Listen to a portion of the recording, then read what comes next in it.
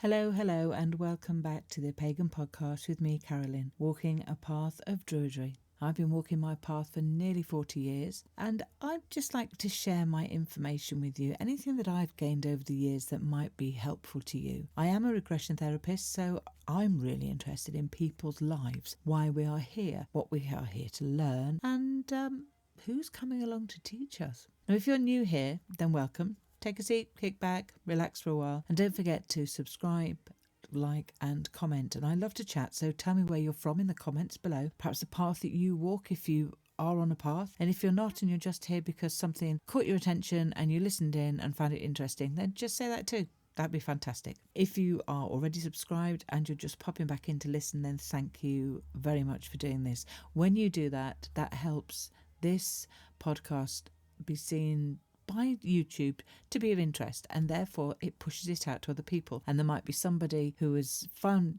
this for the first time, who's been looking for an answer to why a certain animal maybe has been appearing in their lives, and you have perhaps helped them to find this channel.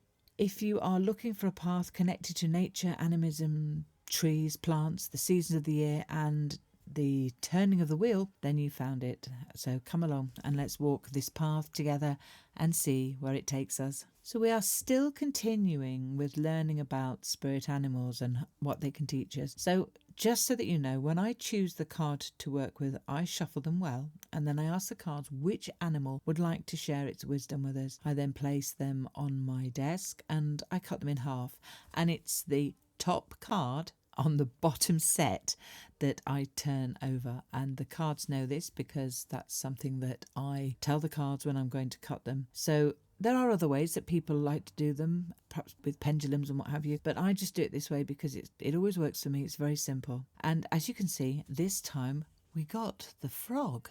Again, this card is from the Druid Animal Oracle by Philip Cargon, and if you're interested, it's still in print, it's still available. You can pick up a copy. I do know a couple of people have messaged and said, oh yes, I use these cards, they're really interesting. So it says in this case about the frog that its energy is unique and that it works with two of our elements of water and earth, which actually we seem to have a pattern here, because that's the same with some of our other animals if you've been listening in. How our Druid ancestors believed that water was sacred, and we still do believe it today. Many of us on a pagan path are still working with spring waters, the chalice well water, for example, at Glastonbury, moon water, or simply energising water with Reiki. Water is also a gateway to our emotions and the other world, so the other world, perhaps spirit world, and water is also a good way of giving us access to connect and work with any of the water spirits. The frog became associated with witchcraft and potion brewing by the general public because of its tale there was a tale from Shropshire in a village called Acton Burnet by an ancient healing spring. And the legend basically said that by the side of a Roman road between Ruckley and Acton Burnet was what was known as the Devil's Causeway, and halfway down this causeway there rose sort of like a flowery bank, and there was a most beautiful spring, and it sort of drips into a sort of a deep rocky basin. It's partly natural, of great grey slabs of stone placed there by the hand of man, and behind it rose the ancient causeway wood with its yews and hollies, ash and mountain ash, and the spring was never known to fail, and even in the driest of seasons its water would be flowing. It also said that the folk who were there, who tried the water, said it was cold in summer and warm in winter, and needless to add, it was good for sore eyes. Now they do say this, to be fair, about a lot of spring water. It was believed that the beautiful fountain was fit only for the fairest of water nymphs, and it was the scene of what seems like a fragment of husk myth of the Frog Prince. And here the devil and his imps appear in the form of frogs. So this was obviously somebody very fearful and very Christian who wrote this. And three frogs are always seen together. These are the imps, and the largest frog, being Satan himself, remains at the bottom and shows himself but seldom. As with all natural flowing waters, they were taken over by Christian wells, and unfortunately this one seems to have had Satan in it.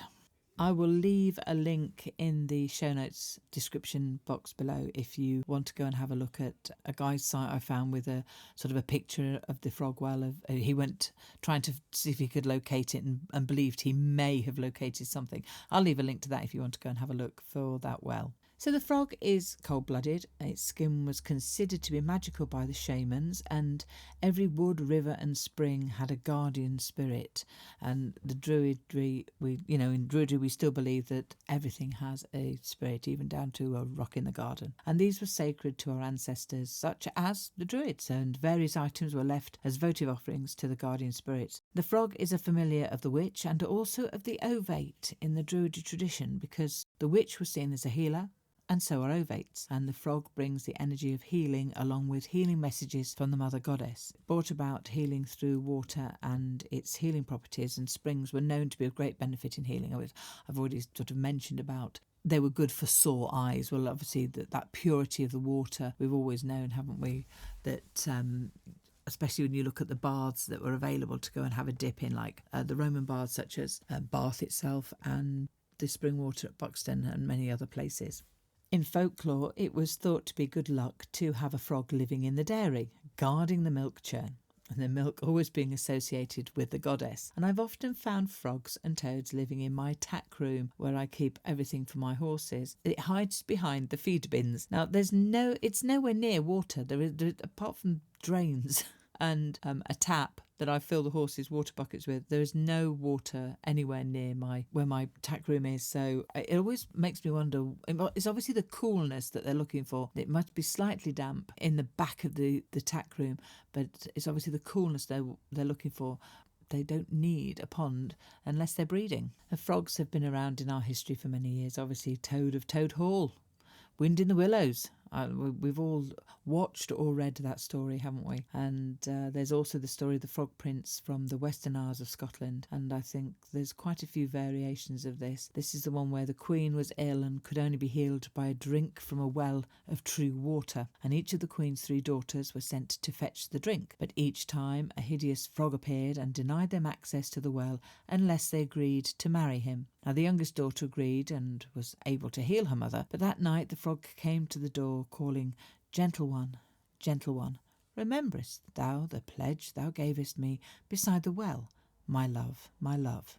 Now the girl let him in, and she put him by the door, and she went back to bed, but he continued to call. So she made him a bed by the fireside, but his cries continued, and through the night, until eventually she got fed up again, so she moved his bed next to hers, but he continued to plead with her, and she continued to ignore him. Eventually he said, "Look, you'd better put an end to my torture and chop off my head." And as soon as she struck him, he turned into a handsome man, and he married the princess and eventually became a king.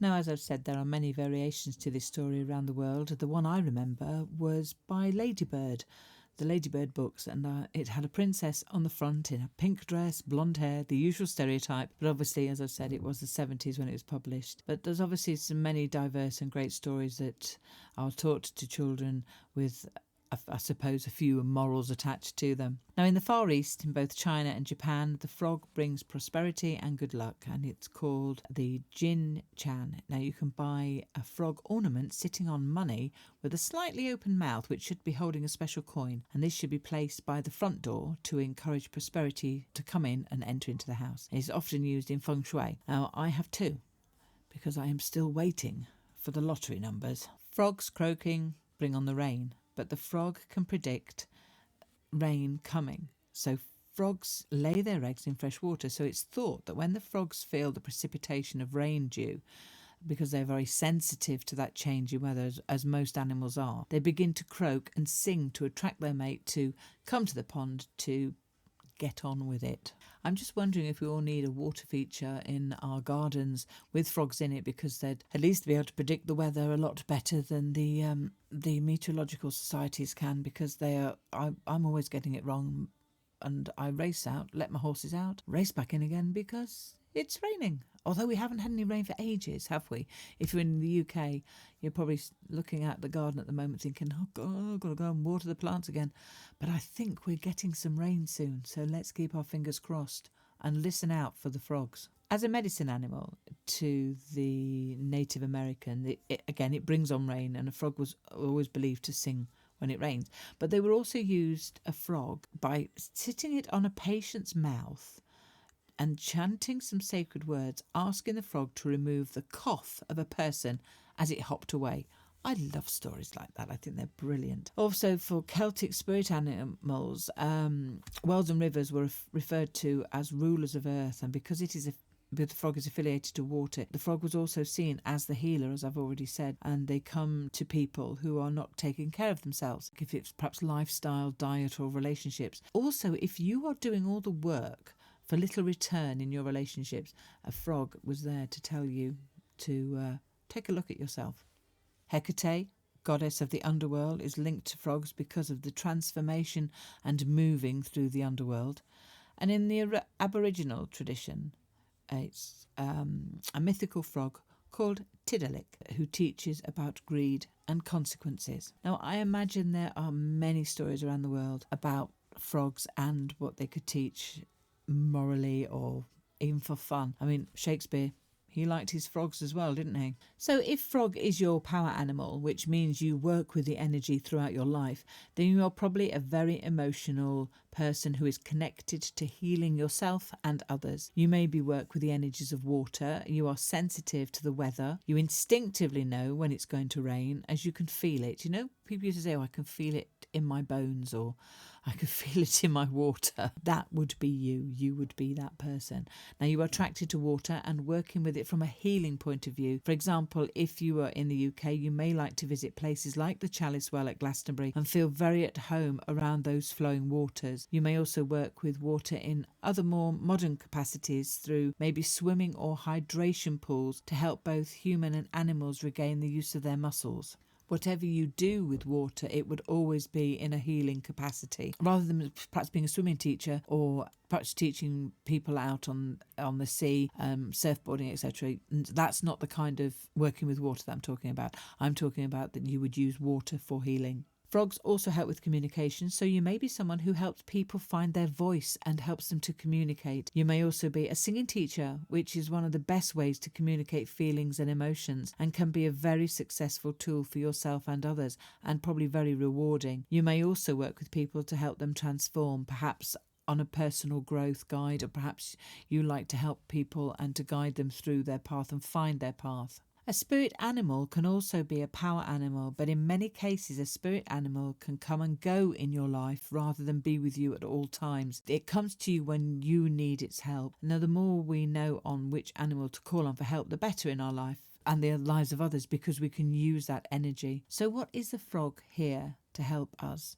and to teach us? Developing your sensitivity to others, to healing and to sound through your skin and your whole body and your aura. Nature has many hidden powers, and the frog teaches us to open up to these energies and these hidden powers, which in turn will lead you to working much more closer with the goddess and with water and the earth.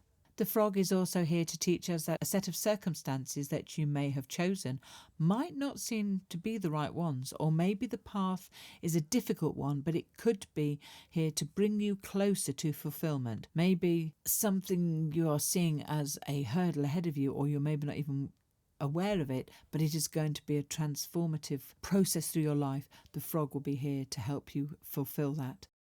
Transformation and rebirth, so metamorphosis, losing skin, personal growth, change, fertility and prosperity, representing good luck. These are all different parts of the energy of the frog. Emotional healing, like I said, frogs are linked to the water, and that is about emotions and cleansing and healing. So a transformation, whether it's a big transformation or a small one, you will perhaps find that the frog energy is something, because remember, frogs go through transformations themselves. They are going from a little tiny bit of frog spawn in a pond, and before we know it, if we watch them as kids, if we all went and collected it, didn't we, stuck it in a glass bowl to watch, and then you see how they have transformed in life, and before we know it they have become a frog, and that is one huge transformation.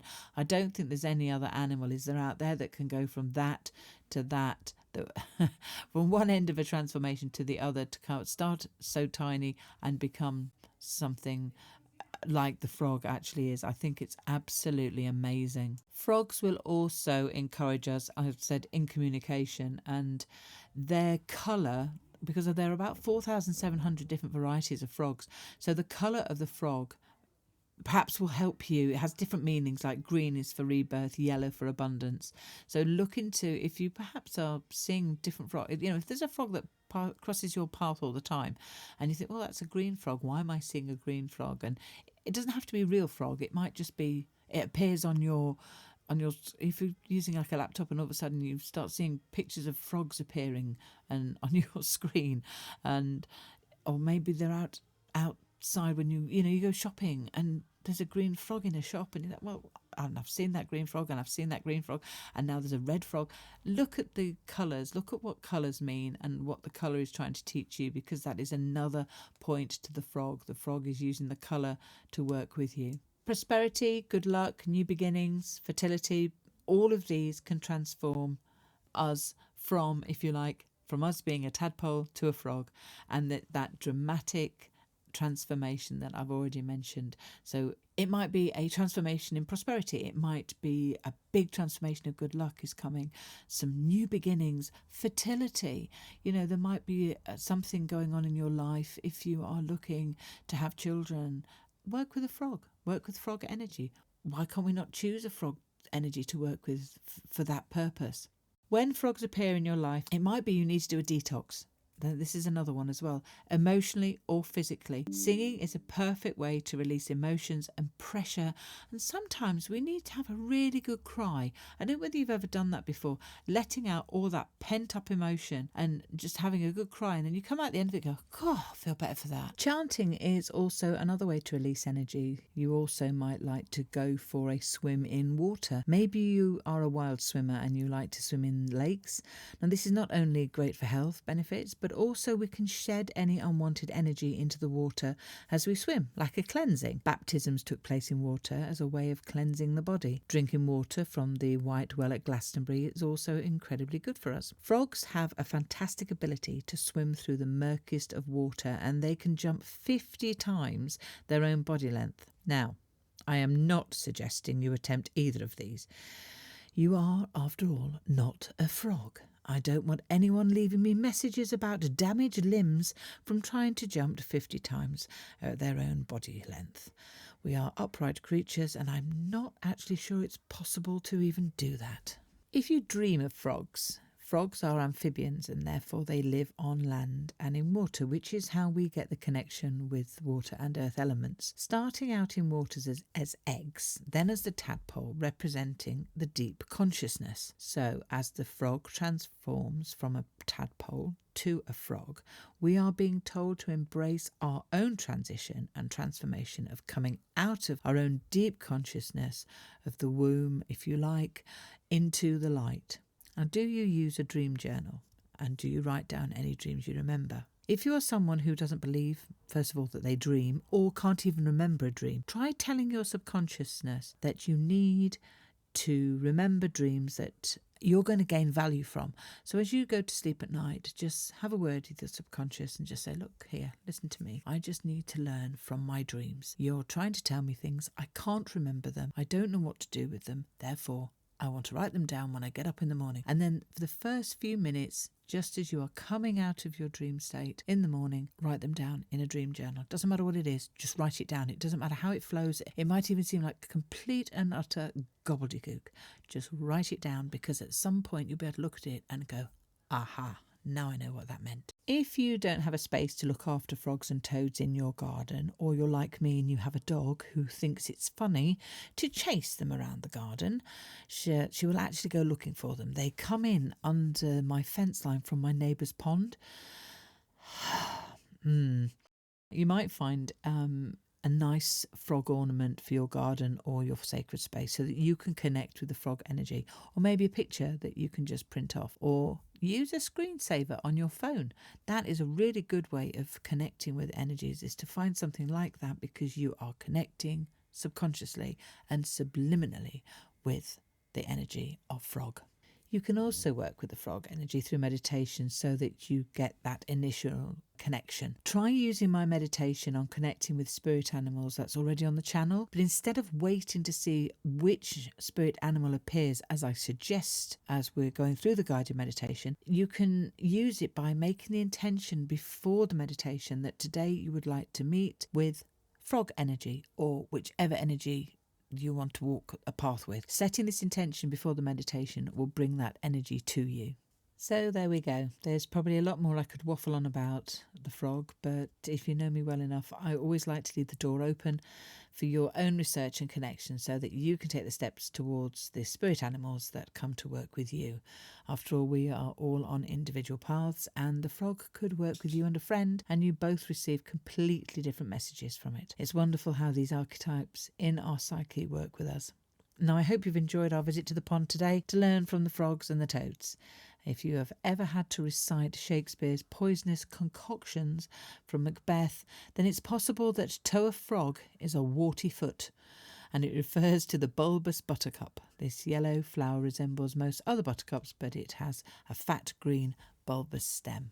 If you'd like to come and find me on social media, the links are in the description box below. I'm not a huge poster. I add things that I think are interesting, so I won't be taking up your feed space. Then again, it's all sponsored adverts, isn't it? And suggestions from someone you might like to follow. So maybe I need to try harder. Something my school report often said as I looked out the window at the fairies and other things that were going on that were far more interesting out the school window than geography.